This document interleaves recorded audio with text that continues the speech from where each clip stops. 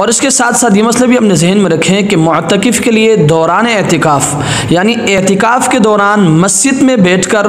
हुक्का या इसी तरह सिगरेट वगैरह इस्तेमाल करना, याद रखें ये बिल्कुल जायज़ नहीं है और इस गरज से मस्जिद से बाहर निकलना भी जायज़ नहीं है। लिहाजा अगर कोई शख्स इन चीज़ों का आदी हो यानी सिगरेट हुक्का वगैरह का आदी हो तो उसको चाहिए कि वह दौरान एतिकाफ़ यानी एतिकाफ़ के दौरान कम अज़ कम इन चीज़ों को तर्क करे। लेकिन अगर किसी शख्स को शदीद तकाज़ा हो तो उसके लिए ज़रूरी यह है कि जब वो किसी ज़रूरत से मस्जिद से बाहर निकलें तो रास्ते में चलते हुए सिगरेट वगैरह इस्तेमाल करें, लेकिन इसके बाद फिर जल्द ही मुंह का जो बदबू है उसको वो ज़ाइल कर दे। और इसके साथ साथ ये मसला भी अपने जहन में रखें कि अगर कोई शख्स दौरान एतिकाफ़ यानी एतिकाफ़ के दौरान एक लम्हे के लिए भी मस्जिद से बाहर निकलता है, चाहे वो बाहर निकलना जानबूझकर हो या भूल से हो या खुशी से हो या मजबूरी से हो, हर सूरत में अगर वो एक लम्हे के लिए भी मस्जिद से बाहर कदम रखता है तो याद रखें मुअतकिफ़ का एतिकाफ़ टूट जाएगा। लेकिन अगर कोई शख्स किसी मजबूरी की वजह से मस्जिद से बाहर निकलता है,